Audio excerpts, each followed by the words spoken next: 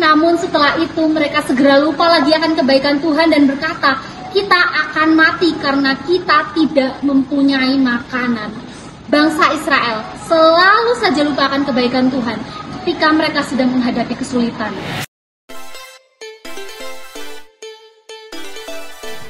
Nila setitik, rusak susu sebelangan. Peribahasa yang sering kita dengar di mana satu keburukan akan merusak semua kebaikan yang pernah ada. Kesulitan yang kita alami juga terkadang membuat kita melupakan banyak kebaikan Tuhan dalam hidup kita. Di dalam Mazmur 106 ayat 7-8 dan ayat yang ke-13 di sana dituliskan, nenek moyang kami di Mesir tidak mengerti perbuatan-perbuatanmu yang ajaib, tidak ingat besarnya kasih setiamu, tetapi mereka memberontak terhadap yang maha tinggi di tepi laut Teberau. Namun diselamatkannya mereka oleh karena namanya, untuk memperkenalkan keperkasaannya. Tetapi segera mereka melupakan perbuatan-perbuatannya dan tidak menantikan nasihatnya. Betapa pendeknya ingatan bangsa Israel. Tuhan mengirim 10 tulah kepada bangsa Mesir hanya untuk menyelamatkan mereka, tapi mereka segera melupakannya dalam beberapa hari.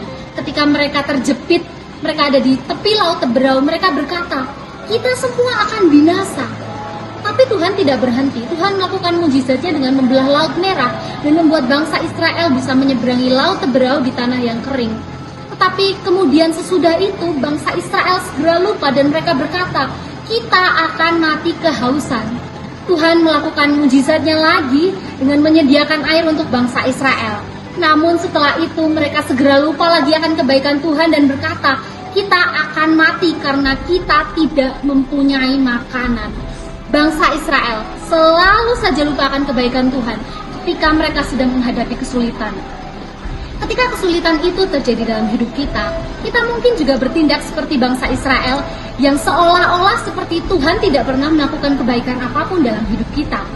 Kalau saya tanya pada kita semua, apakah ada dari antara kita yang sudah pernah mengecap dan menerima kebaikan Tuhan?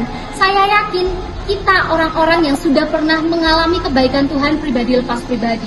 Dan yakinlah bahwa kita bisa mengandalkan Tuhan untuk melakukan mujizat itu lagi besok, lusa, dan seterusnya untuk kesulitan-kesulitan yang akan kita alami di masa yang akan datang. Tuhan bisa melakukan segala sesuatu dengan segera untuk menjawab doa-doa kita, untuk menyelesaikan masalah kita. Namun terkadang Tuhan mengizinkan kita berproses agar kita tidak takut dengan masalah, tidak takut dengan masa depan, dan tidak lupa bahwa Dia adalah tetap Allah yang baik apapun kondisinya. Jangan jadi orang percaya yang tidak tahu diri, yang memaksa Tuhan untuk selalu melepaskan kita dari kesukaran dan membuat hidup kita berjalan mulus terus. Tapi jadilah orang percaya yang selalu ingat kebaikan Tuhan, sehingga di masa yang sukar sekalipun kita tetap punya iman yang teguh bahwa Allah sanggup menolong kita. Jika di masa yang lalu Tuhan sanggup tolong, hari ini dan di masa yang akan datang Dia akan sanggup menolong kita.